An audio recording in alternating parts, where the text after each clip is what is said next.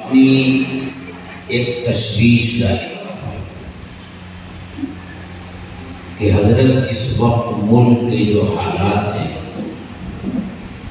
ہم سے زیادہ آپ باخبر ہیں۔ جس طرح کے مسائل سے امت دوچار ہے اور جس طرح ایک کے بعد ایک مذہبی معاملات اٹھا کر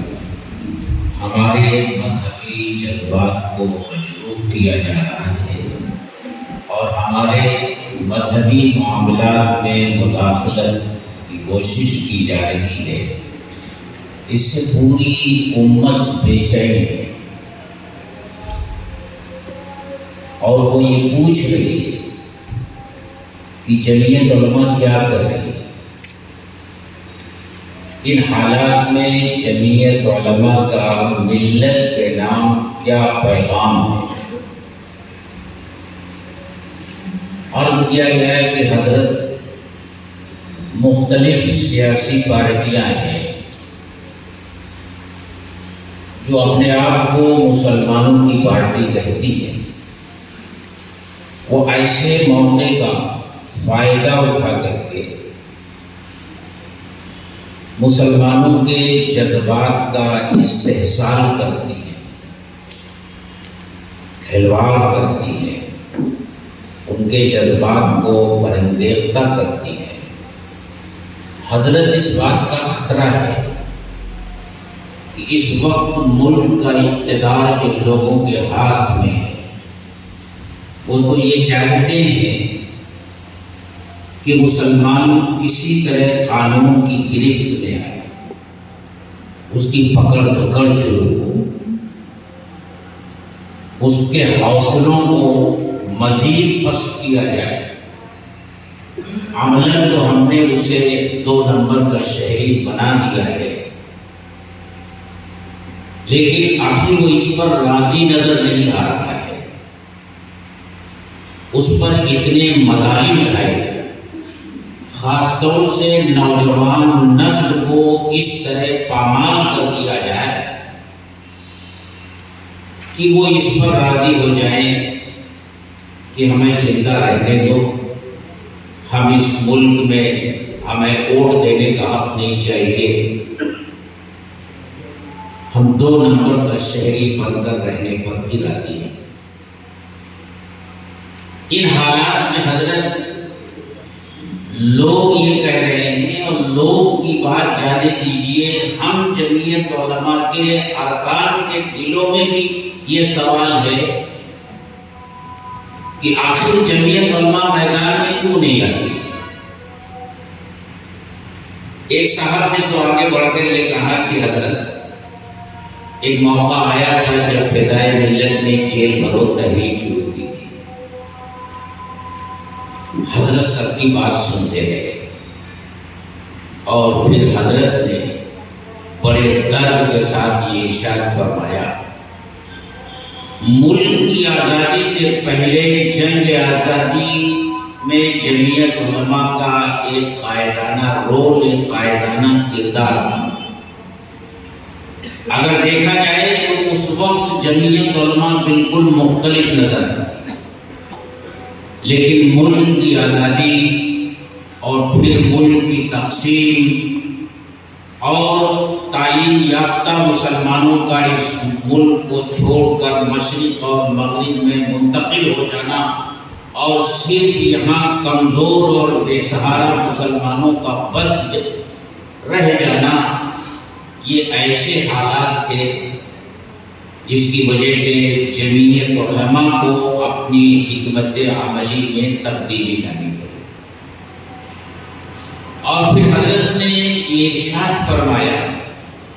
کہ ملک کی تقسیم کے بعد ملت مختلف مسائل سے دوچار رہی۔ یہ جو حکومت ہے، سرکار ہے، اس سے پہلے بھی جو سرکاریں تھیں ان کے دور حکومت میں بھی مسلمان مختلف قسم کے مسائل سے دوچار رہا۔ ان مسائل کو حل کرنے کا جو راستہ جمعیت علماء کے اکابر نے اختیار کیا شیخ الاسلام نے اختیار کیا، اس کے بعد جمعیت کے اکابر نے اختیار کیا تھا۔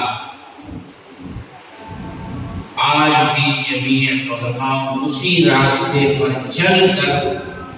ملت کو درپیش مسائل کو حل کرنے کی کوشش کرے گی۔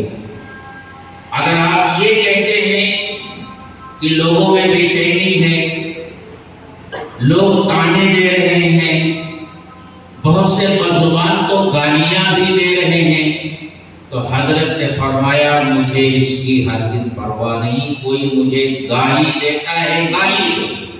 برا بھلا کہتا ہے برا بھلا کہے، لیکن میں اپنے بزرگوں کے نقش قدم سے ذرا بھی ہٹنے کے لیے تیار نہیں۔ پھر ورکنگ کمیٹی کے لوگوں نے گزارش کی کہ حضرت اب ضرورت اس بات کی آ گئی ہے کہ جمعیت علماء کے جو ارکان پورے ملک میں ہیں، جن کے ذہن میں یہ باتیں نہیں ہیں، جمعیت علماء کے کام کرنے کا طریقہ کیا ہے، ان کے سامنے یہ بات آنی چاہیے۔ تو حضرت نے کہا پھر اس کے لیے تمہیں ایک میٹنگ،